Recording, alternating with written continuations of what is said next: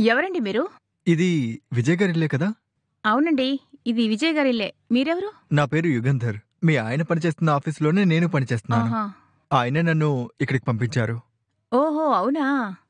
మీరాయన ఫ్రెండా? చెప్పండి. ఈ థింగ్స్ మీకివ్వమని మీ ఆయన నన్ను ఇక్కడికి పంపించారండి. ఓహ్! అవునా? రండి. లోపలికి రండి. హ్మ్. కూర్చోండి. హ్మ్.